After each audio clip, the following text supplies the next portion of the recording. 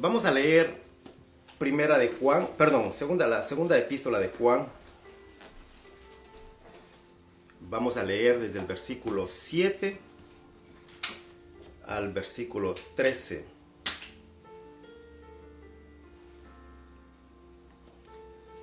Porque muchos engañadores han salido por el mundo, que no confiesan que Jesucristo ha venido en carne. Quien esto hace es el engañador y el anticristo. Mirad por vosotros mismos, para que no perdáis el fruto de vuestro trabajo, sino que recibáis galardón completo. Versículo 9. Cualquiera que se extravía y no persevera en la doctrina de Cristo, no tiene a Dios. El que persevera en la doctrina de Cristo, ese sí tiene al Padre y al Hijo. Si alguno viene a vosotros y no trae esta doctrina, no lo recibáis en casa ni le digáis bienvenido, porque el que le dice bienvenido participa en sus malas obras. Versículo 12. Tengo muchas cosas que escribiros, pero no he querido hacerlo por medio de papel y tinta, pues espero ir a vosotros y hablar cara a cara, para que nuestro gozo sea cumplido. Los hijos de tu hermana, la elegida, te saludan. Amén. Amén. Gracias, Señor, por tu bendita y santa palabra. El título del sermón para esta mañana: En defensa de la verdad. Acabamos de leer estos versículos. Las epístolas de Pablo dejan clara la necesidad de caminar en la verdad y de vivir en su amor. La importancia para poder identificar el error, el engaño. El apóstol Pablo escribió a los colosenses en el capítulo 2, versículo 8, cuídense de que nadie los cautive con la vana y engañosa filosofía que sigue tradiciones humanas, las que está de acuerdo con los principios de este mundo y no conforme a Cristo. El apóstol Juan quiere asegurarse que estos hermanos se mantengan firmes en la doctrina que han aprendido, que perseveren porque hay un solo camino, porque hay una sola verdad. El apóstol les anticipa que el engaño se ha dispersado por todas partes. A donde llegaba el evangelio, los cultos y las sectas lo seguían. Por eso la advertencia a que deben estar atentos, incluso con quienes están entre ellos sus propios hermanos. Vamos a desarrollar este mensaje y a tratar de identificar a los engañadores de este tiempo. Amén. Y que aprendamos a perseverar en la verdad y en el amor. Versículo 7, comencemos. Porque muchos engañadores han salido por el mundo que no confiesan que Jesucristo ha venido en carne. Quien esto hace es el engañador y el anticristo. Juan dice, ahora son muchos quienes engañan con doctrinas heréticas, falsas. Juan sabía que uno de los factores que predominaba en Éfeso y en todo el imperio romano era el gnosticismo. También, aparte de ellos, había algunas sectas judías como los esenios, los celotes. Habían surgido muchos grupos y entre ellos habían escogido algunas enseñanzas de Cristo y también ellos habían adoptado muchas de las enseñanzas de la fe cristiana. ¿Qué pasó con estos grupos? Estos grupos habían distorsionado las concepciones de la persona de Cristo. Y fue por esa razón que Juan dijo en su primera epístola, recordando a Jesús en el capítulo 1, el versículo 1, lo que hemos oído, lo que hemos visto con nuestros ojos, lo que hemos palpado, lo que hemos contemplado y palparon nuestras manos tocante al verbo de vida. Los apóstoles sabían de lo que ellos estaban hablando, que Jesús era un hombre real. Juan no descarta la idea de que muchos de ellos, de estos grupos, pertenecieron en un tiempo a la iglesia. Y sí, si estaban en la iglesia, con seguridad estaban alabando juntos, estaban estudiando juntos, estaban orando juntos. Pero ¿qué sucedió? Se alejaron. Juan dice en su primera epístola, en capítulo 2, versículo 19, aunque salieron de entre nosotros, en realidad no eran de los nuestros. Si lo hubieran sido, se habrían quedado con nosotros. Su salida sirvió para comprobar que ninguno de ellos era de los nuestros. Tristemente, ahora no solo estaban en Éfeso y en el Imperio Romano, sino por todo el mundo, y eran muchos, y todos con un mismo propósito. ¿Cuál era este propósito? Distorsionar la verdad. Esta es la razón urgente por la cual Juan explica de una manera muy clara cuál es la verdad. Y que la verdad permanece y que estará para siempre. Amén. Porque la verdad no cambiará, Amén. porque es permanente, porque es eterna. Gloria a Dios. Pero es necesario perseverar en la doctrina de Cristo. A pesar de haber escuchado la verdad, no les importó a muchos de ellos porque crearon sus propias doctrinas basadas en sus conocimientos, en sus filosofías, olvidando las palabras de Juan el apóstol, quien les hablaba de la humanidad de Cristo. Fue testigo ocular de su vida, escuchó de sus propios labios. Juan comió con él, se recostó a su costado, fue considerado el apóstol amado, el discípulo amado. ¿Quién mejor para hablar de Jesucristo? Escuche las palabras de Juan en el capítulo 21, versículo 20. Al volverse, Pedro vio que lo seguía el discípulo a quien Jesús amaba. Se describe como el discípulo amado. Continúa, el mismo que en la cena se había reclinado sobre Jesús. Estaban cenando juntos y se había reclinado sobre Jesús. Continúa, y le había dicho, Señor, ¿quién es el que va a traicionarte? Al estar junto a Jesús, la vida de Juan y de todos los apóstoles fue transformada. Ahora debían cumplir con el mandato de su Señor, quien les había encomendado llevar las buenas nuevas por todas las naciones y defender la verdad. Mateo 28, 18 dice, por tanto vayan y hagan discípulos de todas las naciones, bautizándolos en el nombre del Padre, del Hijo, del Espíritu Santo, enseñándoles a obedecer todo lo que les he mandado a ustedes. Y les aseguro que estaré con ustedes siempre hasta el fin del mundo. Juan defendía la verdad porque caminó con Cristo hasta sus últimos momentos. Jesús, quien predijo su muerte a Juan y al resto de los discípulos, leámoslos en Mateo 20, 17. Mientras subía Jesús rumbo a Jerusalén, tomó aparte a los 12 discípulos y les dijo, ahora vamos rumbo a Jerusalén y el Hijo del Hombre será entregado a los jefes de los sacerdotes y a los maestros de la ley. Ellos lo condenarán a muerte y lo entregarán a los gentiles para que se burlen de él, lo azoten y lo crucifiquen, pero al tercer día resucitará.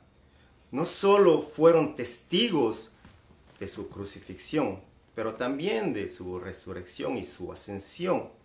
Vieron a Jesús, 100% hombre, vencer a la muerte y resucitar de entre los muertos. ¿Y qué hicieron los apóstoles? En Hechos 4:33 dice, los apóstoles a su vez con gran poder seguían dando testimonio de la resurrección de Jesús. ¿No es esto suficiente para creer en Jesús, para creer en su verdad? Y si nosotros conocemos la verdad, entonces debemos saber quiénes son los engañadores. En la primera epístola Juan nos explica, capítulo 2, versículo 22, ¿quién es el mentiroso sino el que niega que Jesús es el Cristo? Es el anticristo, el que niega al Padre y al Hijo. Todo el que niega al Hijo no tiene al Padre. El que reconoce al Hijo tiene también al Padre. Juan había dicho que ya había muchos anticristos y que estaba el espíritu del anticristo. ¿Cómo identificamos el espíritu del anticristo? Dijo aquí Juan que un anticristo era el que no confiesa que Jesucristo había venido en cuerpo humano. Escuche, ponga atención, el anticristo consiste en negar la deidad de Cristo.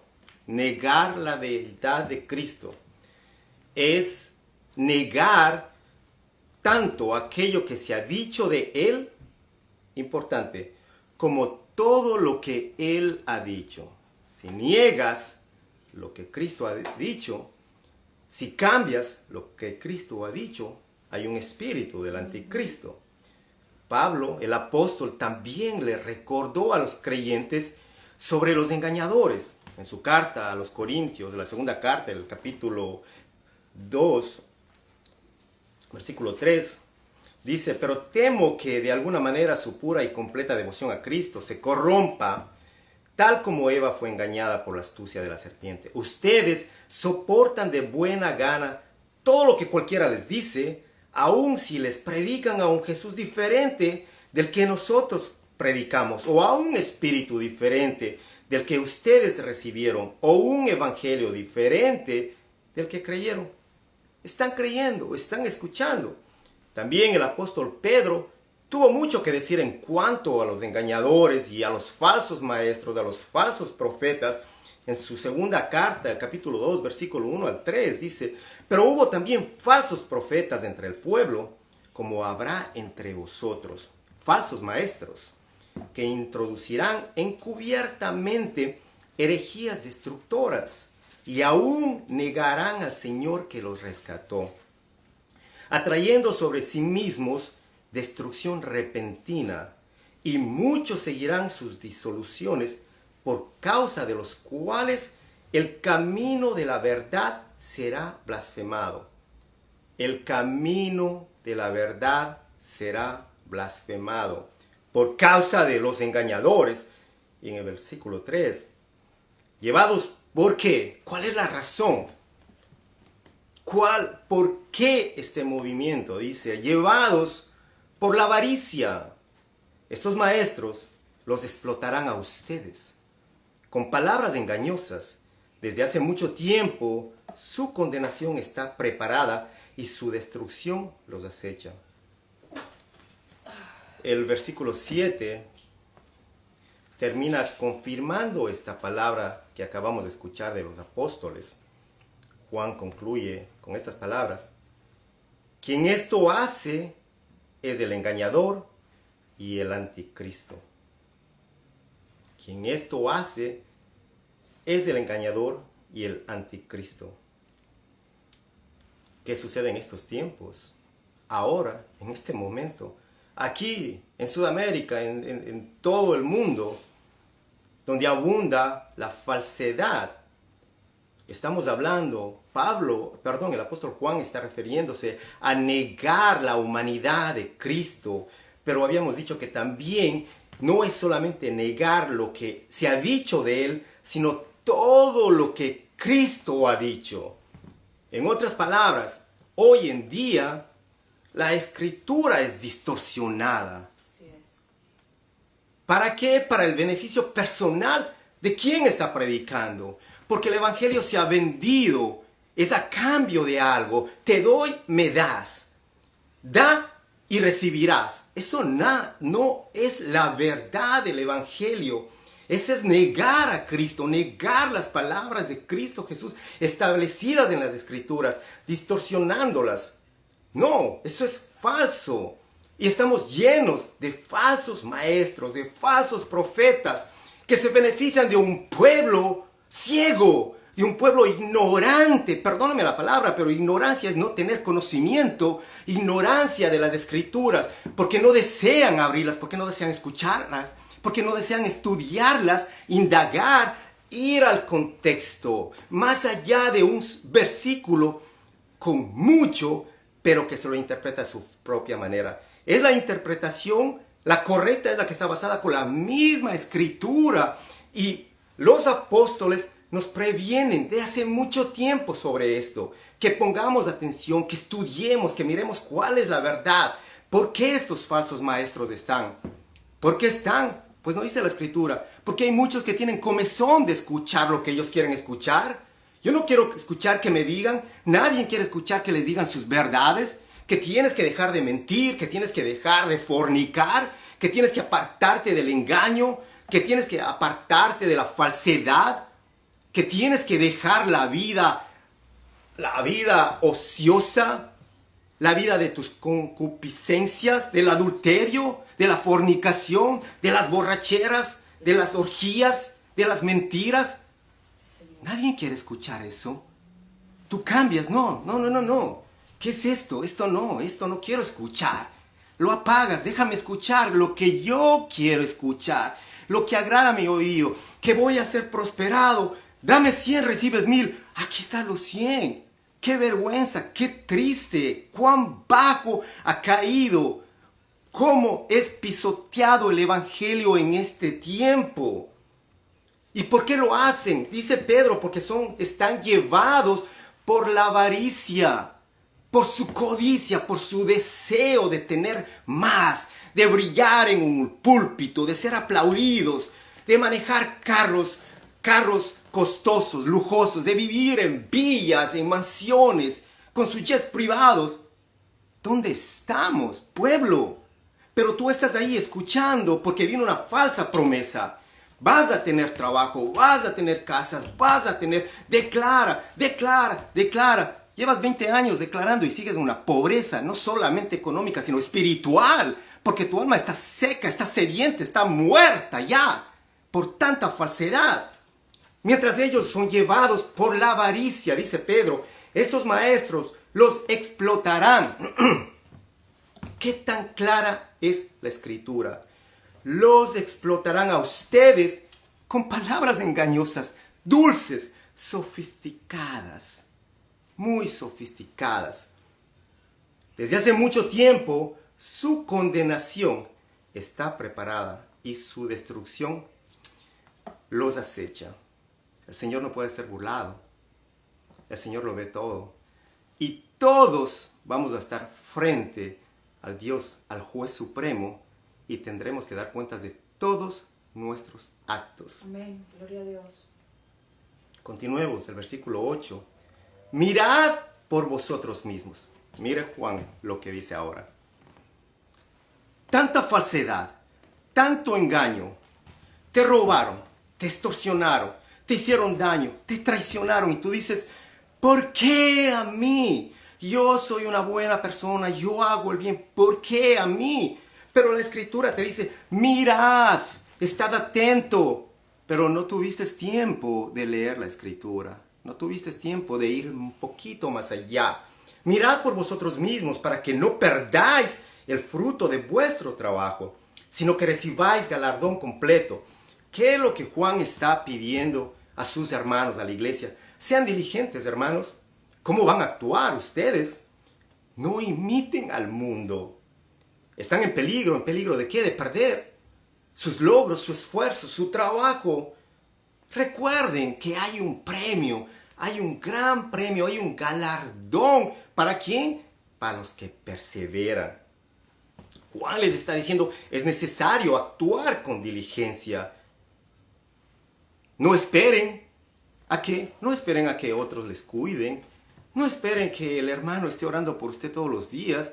No espere que el pastor lo esté llamando.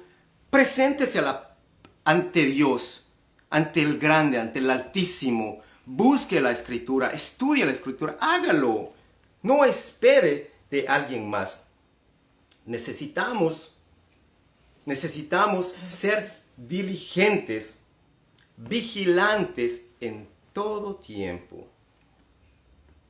Usted puede decir, bueno, ¿qué debo hacer yo en este momento? ¿Qué? Claro, lo acabamos de decir. Vigile como un buen atalaya, como un embajador del reino. Juan está hablando a creyentes. Juan está dirigiéndose a un grupo de personas que han nacido de nuevo. Pueden estar débiles, sí, pero son creyentes, son hermanos en la fe. Entonces, Si usted es un creyente y ha nacido de nuevo, es un embajador del reino y es necesario que esté vigilando. Recordemos que la vigilancia efectiva está en qué? En mantenerse pegados a la verdad.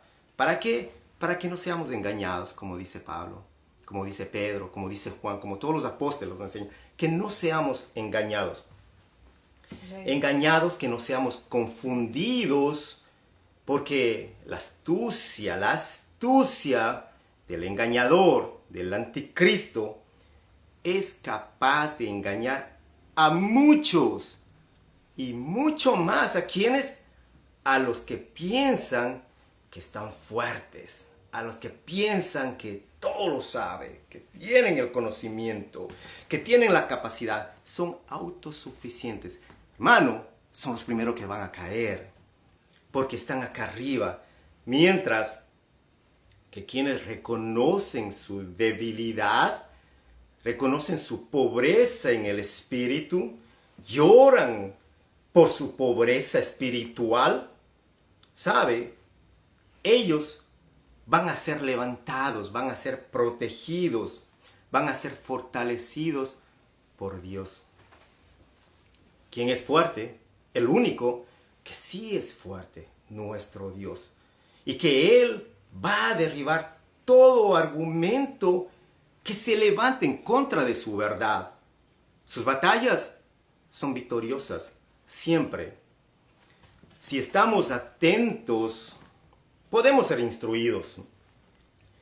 Es la forma como debemos pelear y defender la verdad. ¿Cuál verdad? La verdad de que Cristo, de que Él es nuestro Salvador, de que Él es nuestro Señor. Él sufrió dolor, sí. Y lo dijo claramente el profeta Isaías en el capítulo 53, versículos 5 al 8. Lo dijo, Él fue traspasado por nuestras rebeliones, molido por nuestras iniquidades. Sobre Él recayó el castigo, precio de nuestra paz, y gracias a sus heridas fuimos sanados. Él fue maltratado, fue humillado. Después de apedrearlo y juzgarlo, le dieron muerte. Si Jesús no hubiera sido hombre, tampoco hubiera sufrido dolor. Tampoco hubiera muerto. Juan estaba seguro de esto porque lo vio. Y por eso Juan deseaba que esta verdad no fuera distorsionada. ¿Por qué? Porque no podía ser distorsionada. Porque lo llevaba en su corazón, porque lo había vivido, porque lo había visto. Nosotros y cada creyente debería sentir una motivación, debería sentir una gran motivación para ser fiel a Cristo. Amén. ¿Y sabe qué? Viviendo en esa expectativa de aquel día que le escuche al Señor, decirle al Señor su Salvador, decirle, está bien, buen siervo, has sido fiel. Esa es la expectativa que debe estar en cada creyente todo el tiempo, motivado a ser fiel a Cristo. El apóstol Pablo, al final de su vida, pudo decir lo que leemos en la segunda carta a Timoteo, capítulo 4, versículos 7 y 8. He peleado la buena batalla, he acabado la carrera, he guardado la fe. Por lo demás me está reservada la corona de justicia, la cual me dará el Señor, juez justo en aquel día. Y no solo a mí, sino también a todos los que aman su venida. Amén. Gloria a Dios. Durante su vida, el apóstol Pablo no estuvo completamente seguro de estas palabras. ¿Sabe por qué? Porque en una ocasión dijo que no quería ser desaprobado cuando llegara a la presencia del Señor. El apóstol Pablo. Por lo tanto, amados hermanos, nos incumbe a nosotros a no ser engañados ni convencidos por el error. Amados hermanos, sin la verdad no hay cruz. Sin la cruz no hay muerte. Sin la muerte no hay sacrificio.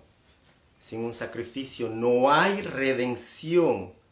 Sin redención no hay justificación.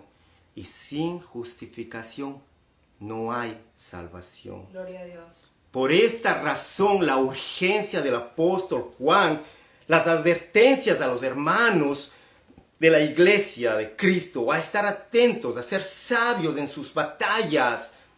Pablo les aclaró a los corintios cuáles son las armas de los creyentes. ¿Cómo tienen que batallar? En la segunda carta a los Corintios, en el capítulo 10, versículo 3 al 5, les dijo, pues aunque andemos en la carne, no militamos según la carne, porque las armas de nuestra milicia no son carnales, sino poderosas en Dios para la destrucción de fortalezas, derribando argumentos y toda altivez que se levante en contra del conocimiento de Dios. Amén. Y llevando cautivo todo pensamiento a la obediencia a Cristo. ¿A quién? A Cristo, a nuestro Señor, a nuestro Salvador. La responsabilidad del creyente, nuestra responsabilidad es grande y necesitamos actuar con temor y temblor, como lo dijo Pablo a los Filipenses, capítulo 2, versículo 12. Así que mis queridos hermanos, como han obedecido siempre, no solo en mi presencia, sino mucho más ahora en mi ausencia, lleven a cabo su salvación con temor y temblor. La manera como deben actuar todo creyente. Porque sin cruz no hay salvación. Es claro. Y esta es la manera diligente como deben actuar los creyentes. Deben cuidarse, deben estar alerta, porque hay un ladrón, porque hay un engañador. ¿Y qué desea? ¿Qué es lo que él quiere? ¿Cuáles son sus propósitos? Quitarle lo que usted ha adquirido, interrumpir su carrera. ¿Para qué? Para que no reciba ese galardón prometido. A Pablo, al apóstol, nada lo detuvo. Filipenses 3:14. Sigo avanzando hacia la meta para ganar el premio que Dios ofrece mediante su llamamiento celestial en Cristo Jesús. Continuemos, versículo 9. Cualquiera que se extravía y no persevera en la doctrina de Cristo, no tiene a Dios. El que persevera en la doctrina de Cristo, ese sí tiene al Padre y al Hijo. Es muy fácil saber quiénes tienen a Dios. Mire cómo viven. Mire sus vidas. Mire cuáles son sus prioridades. ¿Dónde está su deleite? Si todo gira alrededor de sus propios deseos, alrededor de su familia, su marido, su esposa, sus hijos y el perro, y nadie más, su familia, si gira solamente alrededor de ellas, y todos sus deseos están en el mundo, muchos se han extraviado, o siempre estuvieron extraviados. Podemos decir otros, dejaron de perseverar. ¿Por qué? Porque los ideales ahora son contrarios a los del Espíritu, son carnales.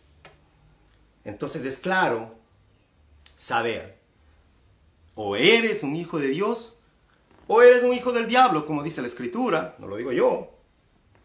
Escuche los sinónimos de la palabra extraviado, que dice cualquiera que se extravía y no persevera en la doctrina de extraviado, sus sinónimos son pervertido, corrompido, depravado.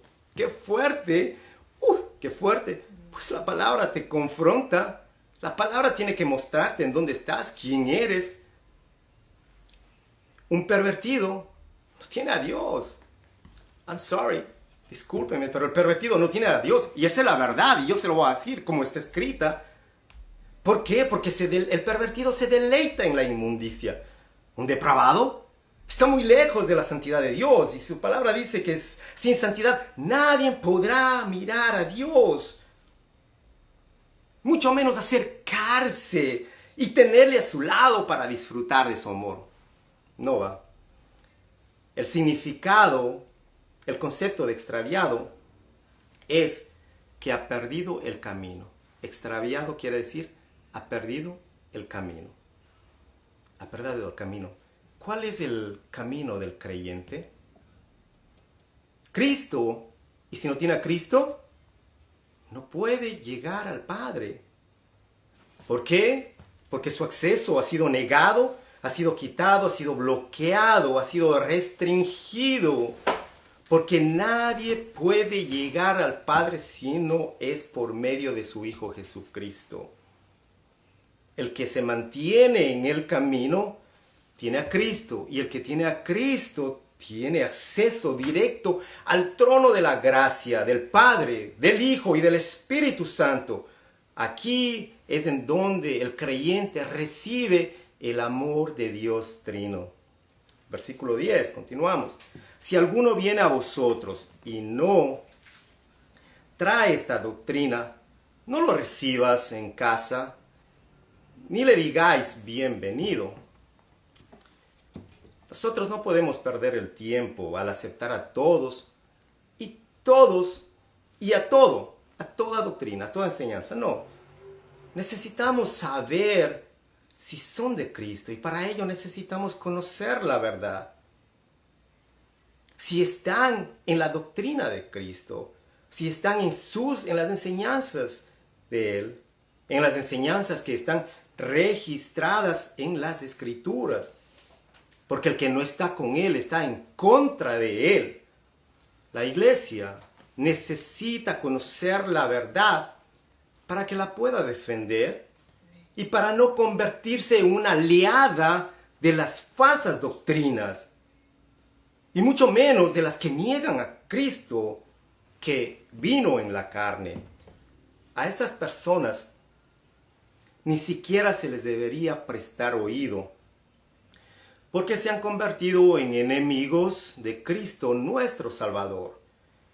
Nosotros tenemos que recordar que la iglesia es la columna y el baluarte de la verdad. La iglesia no puede ser la hospitalaria de las falsas enseñanzas. Su deber es defender la verdad. Defender la verdad que es la palabra de Dios. Porque su verdad es inmutable. El versículo 11. Porque el que le dice bienvenido participa en sus malas obras. Pues no estamos llamados a participar en las herejías, en las falsas enseñanzas que ellos hacen, ni tampoco estamos llamados a probar para estar en una amistad, para no romper esa unión familiar, de amistad, cualquiera que sea. Una simple bienvenida puede mostrar nuestra infidelidad a Dios, a su palabra. Versículo 12. Tengo muchas cosas que escribiros, pero no he querido hacerlo por medio de papel y tinta, pues espero ir a vosotros y hablar cara a cara para que nuestro gozo sea cumplido. En otras palabras, Juan dice, hay mucho que hablar, pero en este momento, esta verdad es urgente para sus vidas, es vital. Pero va a llegar el tiempo adecuado donde nos podamos ver, podamos conversar de muchas cosas, podamos conversar la palabra de Dios. Su palabra es infinita. El tiempo del hombre es corto. En sus vidas, el tiempo del hombre es finito, es pasajero, pero la palabra divina no tiene límites. Es vida, es espíritu, es eterna. Va a llegar el momento que podamos vernos como ahora, en las circunstancias que nosotros estamos.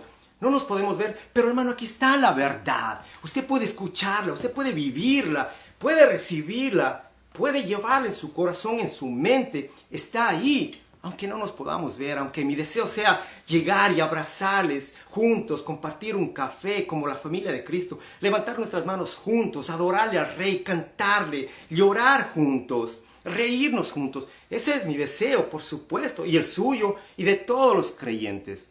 Claro que va a llegar si está en la voluntad del Señor. Si Él lo desea así, pues llegará el momento. Pero ese es nuestro anhelo, que luego de esta crisis, luego de que todo esto pase, pues nos podamos ver. Y esa es la forma como Juan está presentando. En el versículo 13, su despedida. Los hijos de tu hermana, la elegida, te saludan. Amén. Juan cierra su carta con una despedida entre hermanos. Hermanos, quienes se aman y su deseo nuevamente es estar juntos por el amor que Dios ha puesto en cada uno de ellos, juntos para deleitarse de las maravillas de las obras de Dios en sus vidas, en sus hijos, en todos los creyentes. En resumen, sin la verdad, sin verdad no hay cruz. Lo vuelvo a repetir, sin verdad no hay cruz, sin cruz no hay muerte, sin muerte no hay resurrección, sin la resurrección no hay redención, y sin redención no hay perdón de pecados, y todos continuáramos destituidos de la gloria de Dios, destituidos sin esperanza alguna, en una eterna condenación. Sin Cristo no hay historia. Sin Cristo, sin Jesús, no hay Biblia. Sin Biblia no hay vida eterna. La vida santa y pura de Jesucristo vino a vencer la muerte, venció la muerte. El autor de Hebreos nos habla sobre este sacrificio en el capítulo 10, versículo 12. Pero Él, habiendo ofrecido un solo sacrificio por los pecados para siempre, se sentó a la diestra de Dios, esperando de ahí en adelante hasta que sus enemigos sean puestos por estrado de sus pies, porque por una ofrenda Él ha hecho perfectos para siempre a los que son santificados. Entonces, hermanos, revestíos con toda la armadura de Dios, amén, para que podáis estar firmes contra las insidias del diablo. Se lo dijo Pablo a los Efesios en el versículo 6, capítulo 6, versículo 11. Las aplicaciones para este día. 3 aplicaciones. Si desea anotarlo, lo puede anotar. La primera, el oído abierto a la mentira puede desviarle del camino.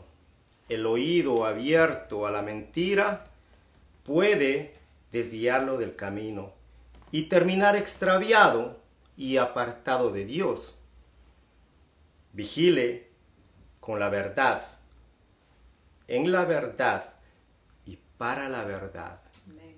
Cristo es su verdad. Segundo, persevera.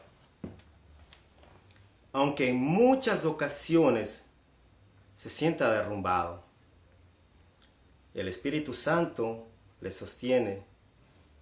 Escuche y obedezca, y podrá disfrutar del Padre, del Hijo y del Espíritu Santo a plenitud. Permanece en la verdad y en el amor de Cristo. Permanezca en la verdad y en el amor de Cristo. Se lo voy a repetir esta. Aunque en muchas ocasiones se sienta derrumbado, el Espíritu Santo le sostiene. Escuche y obedezca, y podrá disfrutar del Padre y del Hijo y del Espíritu Santo a plenitud. Permanezca en la verdad y en el amor de Cristo. Y tercera, comparta la verdad. No cierre sus labios. No tenga temor, porque hay muchos que han sido engañados. Muéstreles que Cristo es el único camino a su salvación, y sin Él nadie podrá ver al Padre.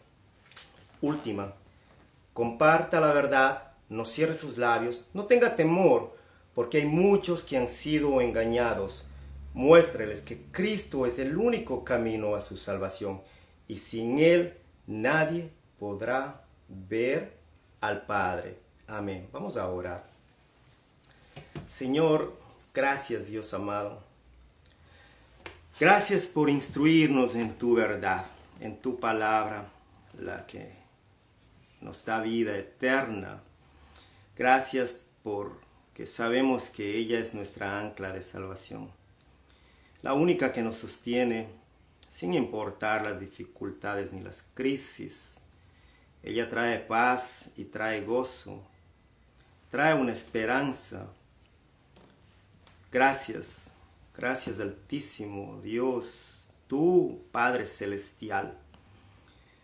Tú que estás ahí escuchando nuestro clamor, tú que estás ahí enviando tu bálsamo, enviando ese remedio para las almas a través de esta palabra hermosa.